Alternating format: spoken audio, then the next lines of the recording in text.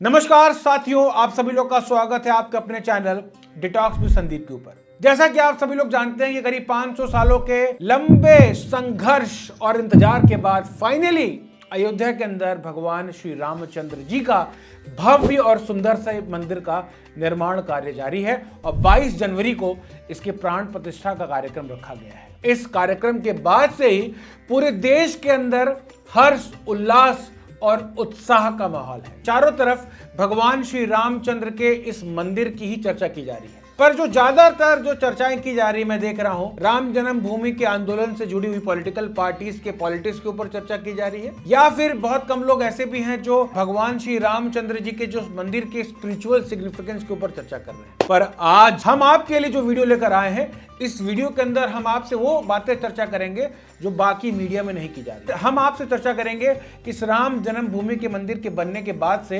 हमारे सोसाइटी के ऊपर, हमारे सोशल फैब्रिक स्ट्रक्चर के ऊपर, हमारी एथनिसिटी के ऊपर और हमारे जियोपॉलिटिक्स के ऊपर क्या इन्फ्लुएंस देखने को मिलेगा। वो सारी बातें हम आपके साथ इस वीडियो में करने वाले हैं।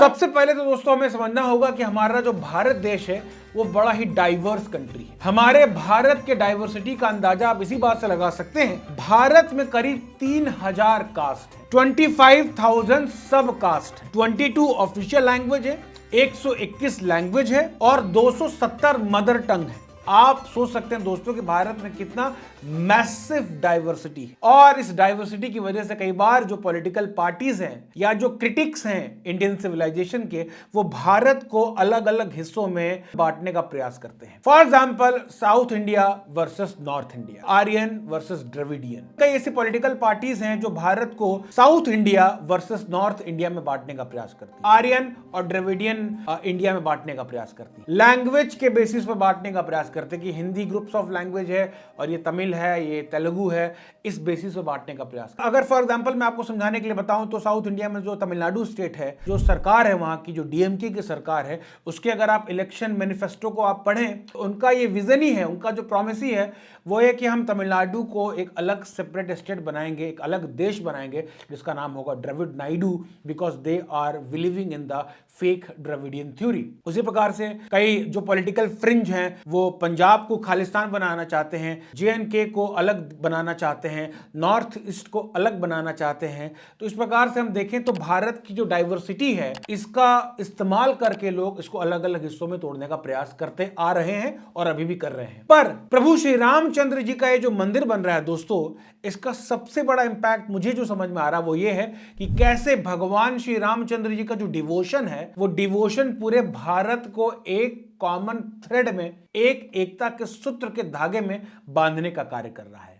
कैसे दोस्तों, आइए उसे समझने का प्रयास करते हैं। भगवान श्री रामचंद्र जी के जो मंदिर में बेल, जो मंदिरों के अंदर लगता है, वो तमिलनाडु के रामेश्वरम से अयोध्या के लिए भेजा जा रहा है, जिसका वजन करीब 600 किलो का है। तमिलनाडु में एक डिस्ट्रिक्ट है जिसका नाम है नमक्कल, और नमक्कल से भी करीब 42 छोटे छोटे घंटों को, जिनका वजन करीब 1200 किलो का है, वो श्री रामचंद्र जी के मंदिर के लिए भेजा जा रहा है। जो राम जन्मभूमि का जो मंदिर, इसके जो दरवाजों का जो काम है, ये तमिलनाडु का जो मल्लपुरम डिस्ट्रिक्ट है, वहां के जो श्रमिक भाई हैं, वहां के जो आर्टिस्ट लोग हैं, जो दरवाजों का काम करने वाले कारीगर हैं, वो इस कार्य को कर रहे हैं। दिल्ली के टीम की करीब 40 से ज्यादा जो गोल्ड स्मिथ, जो सोने का जो काम करने वाले लोग हैं, जो सोने की जो हुनरमंद लोग हैं, वो भगवान श्री रामचंद्र जी के जो गर्भगृह के ऊपर जो दरवाजा लगने वाला है, उसके ऊपर जो गोल्डन प्लेटिंग हो रही है, वो दिल्ली के 40 गोल्ड स्मिथ की टीम करने वाली है। जो भगवान श्री रामचंद्र जी का जो चरण पादुका है, वो हैदराबाद से अयोध्या के लिए भेजा जा रहा है। और ऐसे नहीं आ रहा दोस्तों, वो करीब 1 करोड़ परिवारों के घर टू घर, डोर टू डोर विजिट करने के बाद अयोध्या जाएगा। जो फिजिकली डिसेबल्ड लोग हैं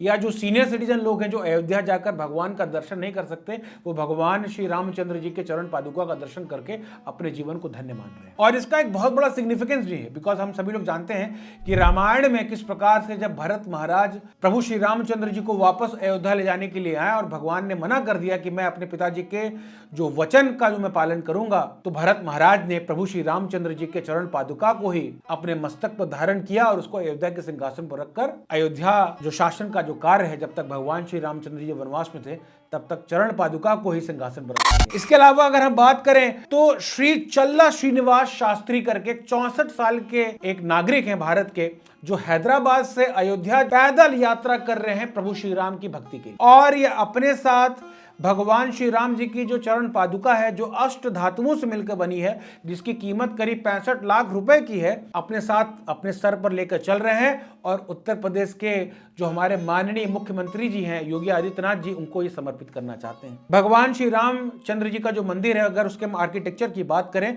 तो ये नॉर्थ और साउथ इंडिया दोनों के कंस्ट्रक्शन और आर्किटेक्चरल स्टाइल से मिला जुला है। कंस्ट्रक्शन का जो मटेरियल है मंदिर का, वो राजस्थान के भरतपुर से मंगाया जा रहा है। स्पेशली जो पिंक स्टोन है, जो वुड वर्क है मंदिर के अंदर का, वो जो महाराष्ट्र के जो बल्हार शाह, जहां टीक वुड के लिए काफी फेमस है, वहां से काम कराया जा रहा है। जो भी ग्रेनाइट रिलेटेड मटेरियल है वो कर्नाटका से और तेलंगाना से कराया जा रहा है। मंदिर के अंदर जो डिजाइनिंग की जा रही है वो मध्य प्रदेश के जो हमारे कारीगर भाई हैं वो लोग इस कार्य को कर रहे हैं। तो इन उदाहरणों के माध्यम से दोस्तों आप समझ सकते हैं कि कैसे प्रभु श्री रामचंद्र जी का जो मंदिर है वो भारत के सारे राज्यों को, उनके अंदर रहने वाले लोगों को, डिवोटीज को, कारीगरों को एक एकता के सूत्र में बांध रहा है। आप मुझे बताइए कि कहां आर्यन द्रविडियन, कहां साउथ, कहां नॉर्थ, कहां तमिल, कहां हिंदी, कहां खालिस्तान, कहां कश्मीर, इस तरीके का डिवाइडेशन आपको कहां देखने को मिल रहा है। छत्तीसगढ़ की बात कर लेते हैं, जहां पर माता कौशल्या का जन्म स्थान माना जाता है। इस हिसाब से भगवान श्री रामचंद्र जी का ननिहाल हुआ, उनके नाना नानी का घर हुआ। तो जब अब प्रभु श्री रामचंद्र जी अयोध्या में विराज करने वाले हैं अपने भव्य मंदिर के अंदर, तो उनके ननिहाल से करीब 300 metric tons of rice and vegetables को अयोध्या के अंदर भेजा जा रहा है, ताकि सारे जो दर्शनार्थी हैं, जो भक्तजन हैं, उनके लिए विशाल भंडारा किया जा सके। एटा वेस्ट यूपी के अंदर पड़ने वाला डिस्ट्रिक्ट है और एटा के लोगों ने करीब 2100 किलो का एक बहुत बड़ा घंटा अष्ट धातुओं से जो बना हुआ है उसको अयोध्या के राम मंदिर के लिए बनाया है। उसको सप्रेम पूर्वक उनको भेज रहे हैं। बिहार, जैसा कि आपको पता है कि बिहार में जो मिथिला पड़ता है, ऐसी मान्यता है कि सीता माता मिथिलांचल की थी, जो कि करेंटली नेपाल और मिथिला से मिलता जुलता है।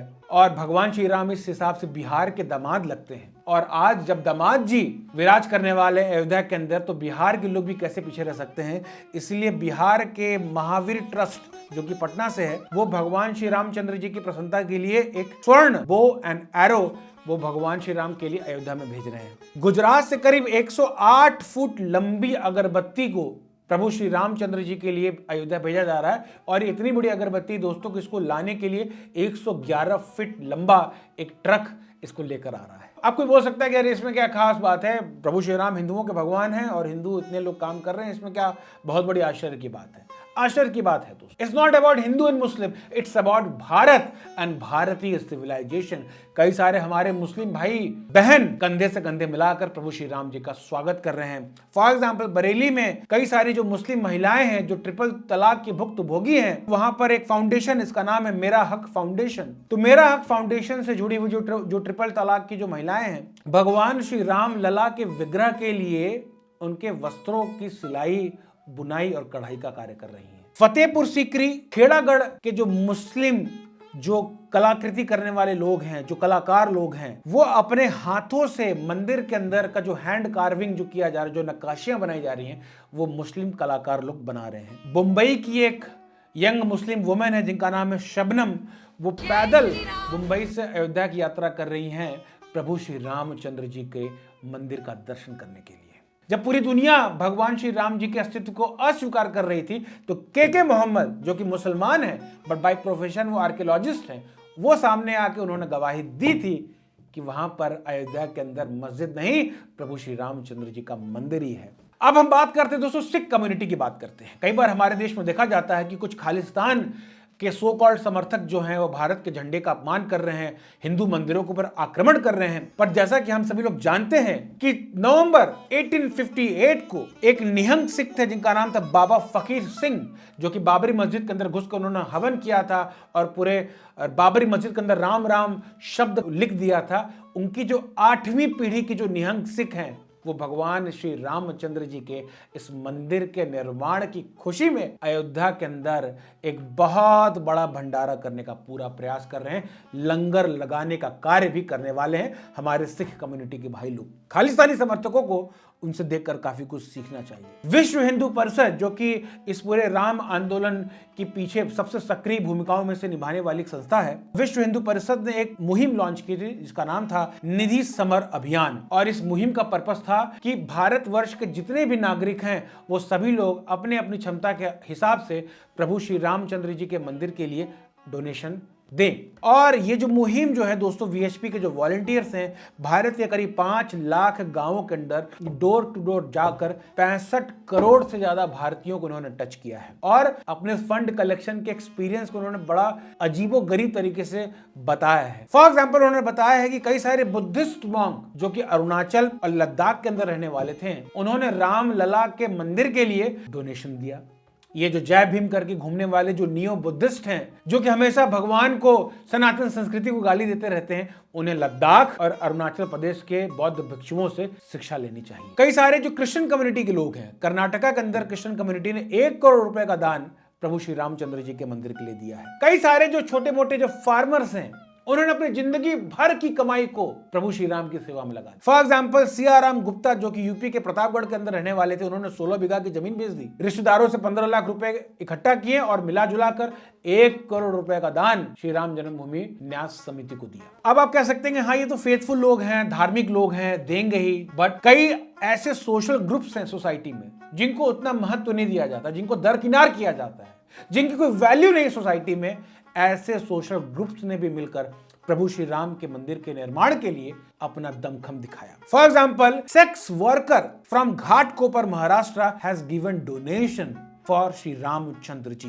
किन्नर समाज ने भी दोस्तों भगवान श्री रामचंद्र जी के इस मंदिर के लिए डोनेशन दिया है दोस्तों। इवन ट्राइबल वुमेन, जो दलित आदिवासी जो महिलाएं हैं आसाम से, छत्तीसगढ़ से, जिनकी डेली की कमाई 40 रुपए 50 रुपए, इन बहनों ने भी दोस्तों 20-20 रुपए 15-15 रुपए अपने पड़ोसी से उधार मांग के प्रभु श्री रामचंद्र जी की सेवा के लिए दिया है। फॉर एग्जाम्पल, छत्तीसगढ़ के अंदर एक बिदुलाल बाई है जो कि कबाड़ी का कार्य करती हैं, कूड़ा लेती है, उसको बेच देती हैं और डेली 40 रुपए कमाती हैं। इन्होंने 20 रुपए का दान जो है प्रभु श्री राम जी के मंदिर के लिए दिया था। कई सारी बुजुर्ग महिलाएं, बुजुर्ग लोग, नॉर्थ ईस्ट की एक 95 ईयर्स की जो ओल्ड महिला है, उसने अपनी जीवन भर की जो पेंशन की जो जमा पूंजी थे 51,000 रुपए, वो राम लला के मंदिर के लिए दान दे दिया। और इस पूरे अभियान से वीएचपी ने बताया कि करीब 2100 करोड़ रुपए जो है लोगों के द्वारा 1 to 1 इन्होंने कलेक्ट किया और जो इस प्रभु श्री राम के मंदिर के लिए वो इस्तेमाल करने वाले हैं। बात दोस्तों पैसे की नहीं है, बात यह है कि रिक्शा वाले से लेकर, ठेले वाले से लेकर, सफाई का कार्य करने वाले से लेकर,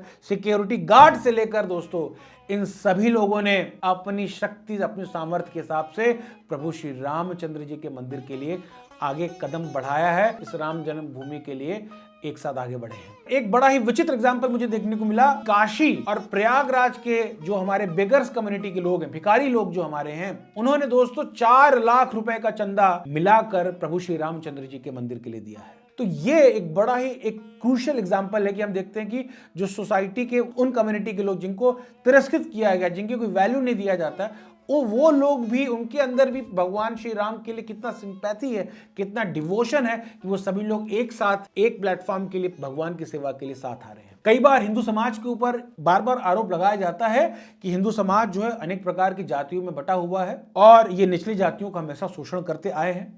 हमारी जो करंट जो सोशल स्ट्रक्चर है वो भी जाति, जन्मजात जाति के ऊपर ज़्यादातर आधारित है और हमारी करंट पॉलिटिकल जो पार्टीज हैं वो भी जातियों की ही राजनीति करती हैं। पर जो श्री रामचंद्र जी का जो मंदिर है, ये किस प्रकार से समाज में एक सोशल इक्वालिटी का मैसेज दे रहा है, ये बड़ा ही अभूतपूर्व कार्य है। अगर आप ध्यान से देखें दोस्तों, तो 1989 के नवंबर मंथ में जब पहली बार कार सेवा की गई थी, तो जो कार सेवा करने वाले जो लोग थे उसमें सबसे पहले जो थे उनका नाम था कामेश्वर चौपाल, जो कि दलित थे। जब राम जन्मभूमि का जब निर्णय आया 2019 में सुप्रीम कोर्ट के द्वारा, उस समय भारत के जो राष्ट्रपति थे उनका नाम था रामनाथ कोविंद, जो कि एससी कम्युनिटी से थे। अभी जब राम मंदिर का इनॉग्रेशन हो रहा है, इस समय भारत की जो महामहिम जो राष्ट्रपति है उनका नाम है श्री द्रौपदी मुर्मू जी, जो कि एसटी कम्युनिटी से हैं। और जो हमारे प्रधानमंत्री जी हैं माननीय मोदी जी, वो भी ओबीसी कैटेगरी से हैं। तो समाज के अंदर सभी भिन्न भिन्न जातियों तबकों को साथ लेकर चलने का जो संदेश है, ये राम जन्मभूमि से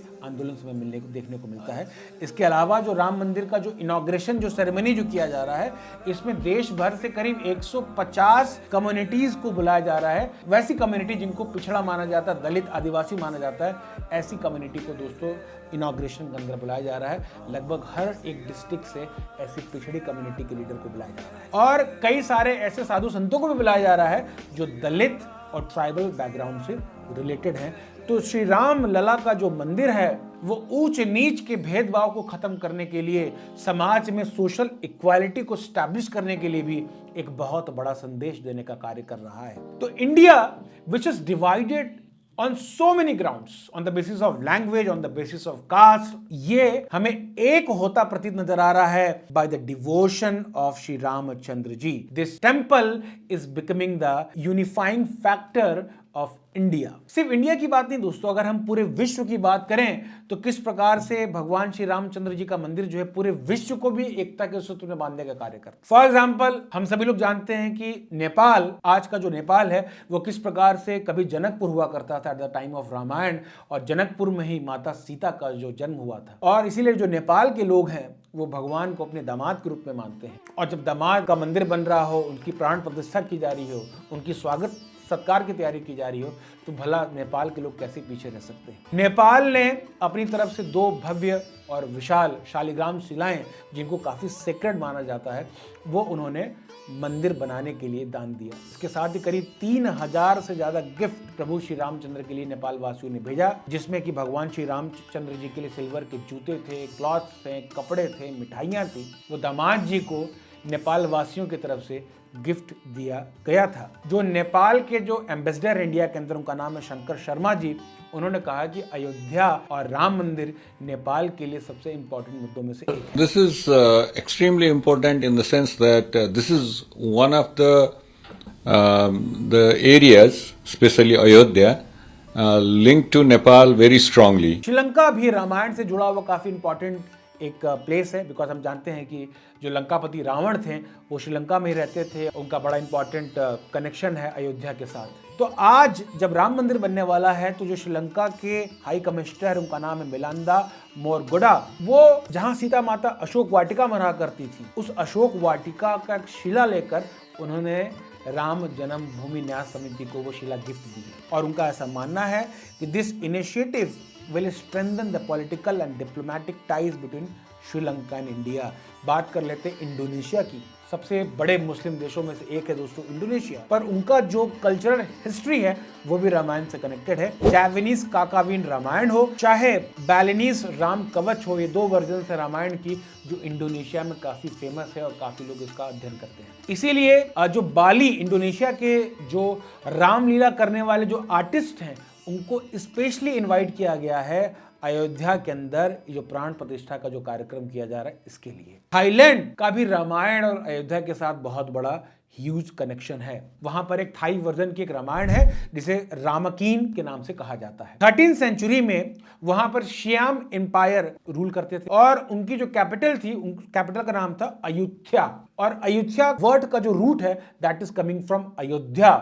और ऐसा माना जाता है कि जो अयोध्या के जो रूलर्स थे, they are the devotees and the followers and the descendant of प्रभु श्री रामचंद्र जी ऑफ अयोध्या। तो थाईलैंड ने भी अयोध्या की जो मिट्टी है वो उन्होंने राम जन्मभूमि मंदिर के लिए वहां से मिट्टी भिजवाई है। थाईलैंड की जो 2 सबसे पवित्र नदियां हैं, उनका जल लेके भगवान श्री रामचंद्र जी के जलाभिषेक करने के लिए वो जल भी थाईलैंड ने भिजवाया है। बात कर लेते हैं साउथ कोरिया की। साउथ कोरिया का भी बहुत बड़ा इंपॉर्टेंट कनेक्शन है अयोध्या और रामायण के साथ। अयोध्या में 48 BC के समय वहां पर एक राजकुमारी थी जिनका नाम था सूर्य रत्ना, और सूर्य रत्ना जी की जो शादी है वो कोरिया के राजा किम सूरो के साथ हुई थी। और ऐसा बताया जाता है कि अभी जो करेंटली जो करक डायनेस्टी है जो 2000 सालों से चली आ रही है, इनके जो वंशज हैं वो उन्हीं महारानी सूर्य रत्ना के माध्यम से निकल कर आ रही है। तो देखा जाए तो कोरिया का भी बहुत बड़ा इंपॉर्टेंट कनेक्शन है अयोध्या के साथ। इसीलिए कोरिया के जो साउथ कोरिया के जो एम्बेसडर हैं उन्होंने बार बार बोला है कि उनकी बहुत बड़ी इच्छा है कि रामचंद्र जी के इस मंदिर के उद्घाटन के इनॉग्रेशन को अटेंड करना, और बार बार बोलते हैं कि कोरिया के लिए राम मंदिर एक बहुत बड़ा इंपॉर्टेंट हिस्टोरिकल इवेंट है। बात कर लेते हैं मॉरिशस की सरकार की, तो मॉरिशस की सरकार भी 22 जनवरी को ऑफिशियल छुट्टी दे रही है मॉरिशस के अंदर, ताकि सभी लोग रामचंद्र जी के प्राण प्रतिष्ठा के कार्यक्रम को देख सके। एक एनजीओ दोस्तों जिसका नाम है दिल्ली स्टडी सर्किल, इस एनजीओ ने दोस्तों करीब 155 नदियों का जल करीब 100 देशों के अंदर घूम घूम के विश्व के 7 महाद्वीपों को घूम घूम कर एक जल को इकट्ठा किया है, और इस जल का उपयोग भगवान श्री रामचंद्र जी के अभिषेक के लिए किया जाएगा। ऐसी मान्यता है कि जब त्रेता युग में भगवान श्री रामचंद्र जी का अभिषेक हो रहा है तो 7 महाद्वीप से जल लाकर, सप्त सागर का जल लाकर भगवान का अभिषेक किया गया था। उसी मूवमेंट को दोबारा रिक्रिएट करने का प्रयास किया जा रहा है। अमेरिका और यूरोप के अंदर जितने भी सनातनी मंदिर हैं, करीब 1000 से ज्यादा मंदिर हैं, उन सारे मंदिरों में भगवान श्री रामचंद्र जी के प्राण प्रतिष्ठा को लाइव टेलीकास्ट किया जाएगा, और पूरा यूएसए, पूरा अमेरिका, पूरा यूरोप एक साथ मिलकर इस कार्यक्रम को अटेंड करेगा। कहने का मतलब दोस्तों बिल्कुल साफ है कि भगवान श्री रामचंद्र जी का जो डिवोशन है वो ना सिर्फ भारत को एक एकता के सूत्र में बांध रहा है, बल्कि पूरे विश्व को एक एकता के सूत्र में बांध रहा है। पूरा विश्व एक राममय बनता जा रहा है। यूनाइटेड नेशन आज तक कभी पूरे देशों को यूनाइट नहीं कर पाया। आज हम देखें तो विश्व गंभीर समस्याओं से जूझ रहा है। रशिया यूक्रेन में लड़ाई चल रही है, ईरान पाकिस्तान में लड़ाई चालू हो चुकी है, इजराइल हमास में लड़ाई हो रही है, अमेरिका ने भी यमन के ऊपर एयर स्ट्राइक करना शुरू कर दिया है। तो पूरा विश्व जो है गंभीर समस्याओं से जुड़ रहा है। ऐसे में ये जो श्री रामचंद्र जी का मंदिर है, ये लोगों के अंदर पीस, टुगेदरनेस और यूनिटी का एक बहुत बड़ा संदेश देने का प्रयास कर रहा है। उम्मीद करते हैं दोस्तों कि आपको ये जो हमारा प्रेजेंटेशन है और हमारा जो पर्सपेक्टिव है वो अच्छा लगा होगा, और आपको काफी चीजें क्लियर हुई होंगी। अगर आपको हमारा कार्य अच्छा लगता है तो आप हमें प्लीज सब्सक्राइब करें और अपना कुछ फाइनेंशियल कंट्रीब्यूशन हमें दें, ताकि इस प्रकार के कार्य को हम जारी रख सकें। मिलते हैं आपसे अगले वीडियो में। नमस्कार।